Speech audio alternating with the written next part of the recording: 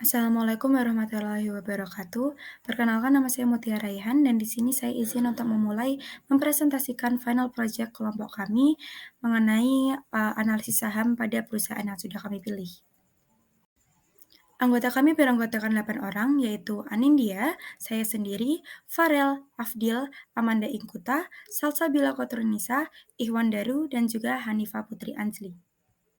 Analisis yang kami lakukan akan dimulai dengan company profile masing-masing perusahaan yang sudah kami pilih, lalu akan dilanjutkan dengan analisis fundamental dan juga teknikal, lalu akan dilanjutkan juga dengan pemaparan interpretasi hasil dalam bentuk buy or sell position and realize gain or loss, lalu akan diakhiri dengan rencana investasi di masa depan. Untuk analisis yang kami lakukan, kami memilih dua perusahaan, yaitu PT Diandra Media Internasional dengan kode saham DYAN dan PT Merdeka Copper Gold dengan kode saham MDKA. Perusahaan yang pertama adalah PT Diandra Media Internasional yang merupakan perusahaan induk yang bergerak dalam industri MICE, yaitu Meeting Incentive Conventional Exhibition. Perusahaan ini memiliki 4 anak perusahaan dengan 4 lini bisnis yang berbeda juga, yaitu bisnis penyelenggara event atau pameran, bisnis pendukung event, bisnis ruang konvensi, dan bisnis hotel. Perusahaan ini secara resmi tercatat di BII pada tahun 2013 dengan kode bursa DIAN. Persentase pemegang saham perusahaan terbesar adalah PT Teletransmedia sebesar 42,51%, lalu 23,08% dipegang oleh masyarakat, dan sisanya dipegang oleh pemegang saham lainnya. Harga saham saat ini adalah Rp129 dengan kapitalisasi pasar sebesar Rp564 miliar. Mengingat bahwa perusahaan ini berputar pada pameran, event, dan juga konvensi, pendapatan dan profitabilitas perusahaan Diandra sangat terpengaruh oleh pandemi, yang dapat dijelaskan dengan adanya penurunan yang signifikan pada tahun 2019 ke tahun 2020 pada pendapatan dan juga laba. Pada tahun 2002, pendapatan perusahaan sudah membaik dan terus meningkat. Dapat dilihat juga bahwa perusahaan mulai mendapatkan labanya. Perusahaan kedua adalah MDKA atau PT Merdeka Copper Gold, yaitu adalah sebuah perusahaan pertambangan logam dan mineral yang berkantor pusat di Jakarta, Indonesia. Dan di sini melalui anak perusahaan yang tersebar di 3 pulau di Indonesia, Merdeka melakukan eksplorasi dan juga ekstraksi, lalu juga produksi emas, perak, tembaga dan juga beberapa mineral lainnya. Dan di sini juga mereka memiliki anak perusahaan di bidang jasa konstruksi pertambangan. Merdeka sendiri didirikan pada tahun 2012 dan telah menjadi perusahaan publik pada tahun 2015 dengan kode saham MDKA. Dan di sini Merdeka dimiliki oleh pemegang saham terkemuka, beberapa pemegang saham terkemukanya yaitu yang pertama ada PT Saratoga Investama Jaya, lalu ada PT Provident Capital Indonesia melalui PT Mitra Daya Mustika dan juga oleh PT Suwarna Arta Mandiri, lalu juga oleh Garibaldi Thohir. Lalu kapitalisasi pasar dari MDKA sendiri adalah sebesar 72 triliun 855 miliar dengan harga saham saat ini adalah sebesar Rp3.000 yang meningkat dari harganya pada saat awal listing di 14 Juni 2015 yaitu hanya sebesar Rp435.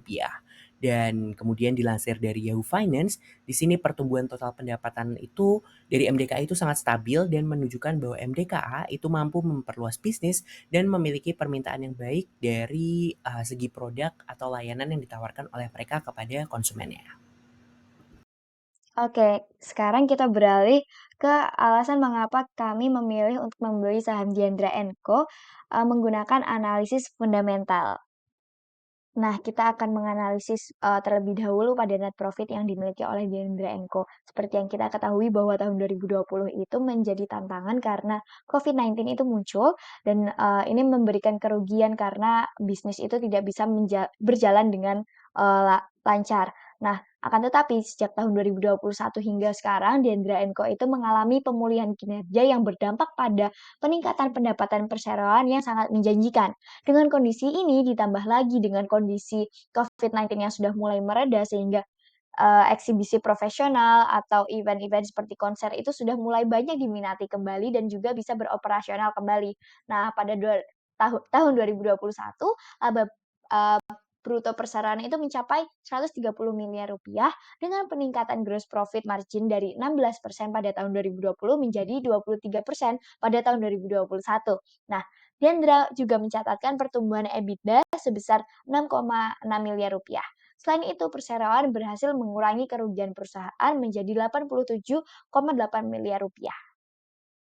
Nah, Diandra & Co ini berhasil mencatatkan pendapatan perseroan sebesar 563,8 miliar rupiah pada tahun buku 2021. Nah, ini mengalami peningkatan sebesar 98,4% jika dibandingkan dengan tahun sebelumnya yang sebesar 284,2 miliar rupiah. Nah, bisnis exhibition organizer ini memberikan kontribusi terbesar terhadap pendapatan dengan persentase 88%. Sementara pendapatan dari bisnis convention and exhibition hall-nya itu mencapai 5% saja. Hal ini tentu mempengaruhi pertumbuhan kembali aset milik Diandra & Co hingga tahun 2023 mencapai 1,125 triliun rupiah. Nah, dari analisis net profit dan juga aset yang sudah saya jelaskan tadi, kita bisa mengetahui bahwa secara langsung mereka ini mempengaruhi bagaimana rasio penting dalam perusahaan Diandra & Co ini bergerak dari tahun ke tahun dengan pola yang hampir serupa. Nah, dari 2021 hingga 2023, kita juga bisa mengetahui bahwa perusahaan Diandra & Co itu semakin mampu untuk memenuhi kewajibannya terhadap investor. Oke, selanjutnya kita beralih pada analisis teknikalnya nih. Nah, harga saham tertinggi dalam 1 tahun terakhir, yaitu pada bulan November mencapai harga Rp107 per lembar. Hal ini menjadi sangat menarik karena pada 11 April saham itu mengalami penurunan hingga batas bawah yang cenderung konsisten di harga Rp94 per lembar. Dan kami memutuskan untuk membeli saham tersebut. Hasilnya, saham mampu bullish atau naik secara drastis sampai saat ini di harga Rp132 per lembar. Masih ada peluang kenaikan jika melihat dari pola teknikal saham. Untuk saat ini, saham akan di-hold atau akan kami tahan sampai dengan kenaikan hingga Rp150 per lembar dan akan menjual jika menurun hingga Rp115 per lembar. Selanjutnya, kita akan melakukan analisis fundamental pada saham Merdeka Copper Gold dengan indikator net profit, aset, return on asset, return on equity, and earning per share. Oke, yang pertama net profit. Profit atau yang kita kenal dengan laba adalah hal yang menggambarkan manfaat finansial yang diwujudkan ketika pendapatan yang dihasilkan dari aktivitas bisnis melebihi biaya, ongkos, dan pajak yang dibebankan pada aktivitas bisnis perusahaan. Dalam kasus saham MDK, terlihat bahwa terjadi peningkatan profit pada tahun 2021 namun mengalami penurunan pada tahun berikutnya. Peningkatan terjadi karena produksi dan harga emas dan tembaga yang lebih tinggi, namun turun alami karena pengolahan biji kadar rendah pada tahun 2022. Selanjutnya aset. Kita tahu bahwa aset dibeli atau dibuat untuk meningkatkan nilai perusahaan atau menguntungkan operasi perusahaan. Pada saham MDK terjadi lonjakan aset yang signifikan hingga tahun 2022. Hal ini terjadi karena adanya kenaikan pendapatan dan hasil akuisisi PT Andalan Bersama Investama. Perusahaan juga mencatatkan bahwa kenaikan jumlah ekuitas diikuti juga dengan kenaikan signifikan pada jumlah liabilitas karena penerbitan obligasi. Kemudian jika dilihat dari return on asset, return on equity, dan earning per share-nya, earning per share saham MDKA menunjukkan kondisi yang stagnan di angka 0, artinya perusahaan belum memiliki kinerja yang baik untuk menghasilkan laba dari setiap lembar saham yang beredar. Dari analisis net profit dan aset, ini juga secara langsung mempengaruhi bagaimana rasio-rasio penting seperti ROA dan ROE pada perusahaan. Dan diketahui bahwa pola yang bergerak pada ROA dan ROE perusahaan hampir serupa dengan net profit dan asetnya, di mana pada tahun 2022 juga mengalami penurunan. Selanjutnya kita ke analisis teknikal saham MDKA, di mana saham MDKA saat ini mengalami technical correction setelah mencapai area gap-nya di 4.960.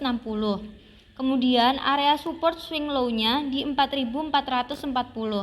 Area ini menjadi support kuat sehingga kemungkinan ada peluang bagi MDKA untuk kembali ke technical rebound-nya dengan target resisten 4.960.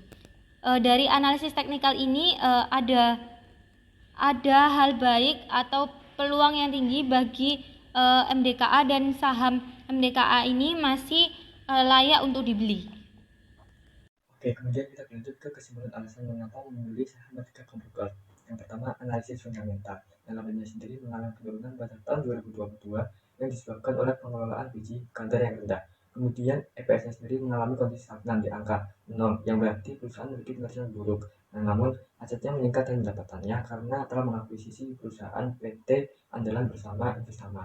Nah, kemudian untuk analisis teknikal sendiri, hasilnya masih layak untuk dibeli karena memiliki area support swing low-nya di angka 440 dan area gap-nya 4960. Oke, kemudian kita berlanjut pada analisis fundamental teknikal pada saham Diandra. Nah, untuk net profitnya sendiri, saham ini mengalami peningkatan setelah COVID-19 mulai mereda. Hal ini karena eksibisi profesional atau event seperti konser sudah mulai banyak diminati. Nah, kemudian untuk asetnya sendiri, Diandra berhasil mencatatkan pendapatan sebesar 563 miliar. Hal ini meningkat dari pada tahun lalu yang hanya sebesar 284 miliar. Nah, mungkin untuk grafik earning per share, return on asset, dan return on equity mengalami peningkatan dari 2021 hingga 2023. Hal ini menandakan bahwa saham ini atau perusahaan ini mampu membayar likuiditas kepada investor. Nah, kemudian untuk grafik teknikalnya sendiri, saham ini akan kita tahan sampai dengan harga 150 per lembar dan akan kita jual juga apabila harganya menurun sampai dengan 115 per lembar. Saya Salsabila akan melanjutkan pembahasan mengenai kinerja saham dari perusahaan Diandra Media Internasional. Kinerja saham DAN ini dinilai baik oleh kelompok kami, ditandai dengan kenaikan harga saham terutama pada 6 bulan terakhir, yaitu sebesar 33,33%. Nah, selain itu, jika dilihat dari grafik yang ada di sebelah kiri, bahwa terdapat dua garis moving average yang cenderung bersinggungan yang menandakan bahwa harga saham ini cukup stabil. Selain itu, harga saham atau saham DAN ini memiliki volatilitas yang cukup rendah, hingga pada 2 Mei 2023, harga saham tiba-tiba mengalami lonjakan, yaitu harga saham menjadi Rp124 per lembarnya. Lonjakan tersebut tentu menjadi keuntungan bagi kelompok kami dan juga investor DAN lainnya. Nah, kami telah membeli harga saham ini pada tanggal 11 April 2023 pada harga saham Rp95 per lembarnya, di mana pada masa itu grafik candle itu menunjukkan warna merah yang berarti saham ini dibuka pada harga yang lebih turun dari sebelumnya. Nah, karena dirasa masih stabil, kelompok kami itu tidak menjual atau membeli sahamnya lagi. Ternyata pada bulan Mei, harga juga mengalami lonjakan dan juga banyak berita yang positif mengenai perusahaan Diandra ini. Nah, oleh sebab itu, kami men-hold saham kami dan juga jika dilihat dari current price-nya, kami telah mendapatkan gain sebesar 0,76%. Selanjutnya kita beralih ke saham MDKA, tepatnya pada kinerja sahamnya. Bagaimana sih kinerja sahamnya? Dilihat pada tabel bahwa selama 1 tahun terakhir, harga saham sangat fluktuatif. Dengan pola tertentu ini kita lihat dengan batas tinggi sebesar Rp5.000 dan batas bawah hingga Rp3.600. Pada bulan Mei sendiri, waktu kami membeli saham ini, harga saham dianggap sebagai harga terendah dalam 1 tahun terakhir, Rp3.900. Akan tetapi harga saham justru semakin turun hingga menuju angka Rp2.900. Dan pada awal bulan Juni, saham perlahan naik hingga saat ini berada di angka Rp3.060.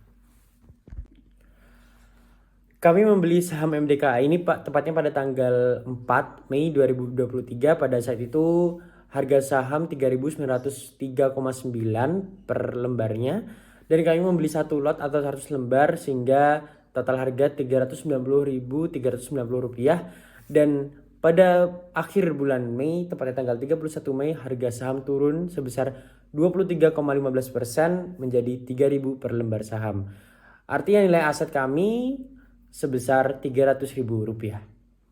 Selanjutnya akan dijelaskan oleh rekan saya. Baik, untuk kedepannya kami akan menjual saham Dian ketika keuntungannya mencapai 50%. Kami juga akan membeli ulang saham ini ketika harganya jatuh ke Rp96 per lembarnya. Kemudian kami akan menjual saham Merdeka ketika kerugiannya mencapai 25%.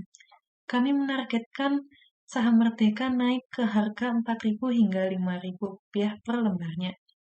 Kemudian kami akan membeli saham sektor lain yang mana menurut Wall Street berperingkat kuat, yaitu teknologi, konsumen primer, kesehatan, dan keuangan. Ini adalah tingkat pengembalian yang diharapkan dan resiko sistematis untuk keempat saham dengan tingkat resiko pasar diharapkan 9,2% dan tingkat bebas resiko 4%. Keempat saham ini telah mengalami kenaikan harga sejak Januari 2023 hingga 31 Mei 2023, dengan rincian Telkom naik 6,32%, Indofood naik 15,27%, Bank BRI naik 14,48%, dan Siloam naik 30,95%. Yang terakhir ada prediksi IPS untuk keempat saham tadi. Demikian analisis investasi kami. Atas perhatiannya kami mengucapkan terima kasih.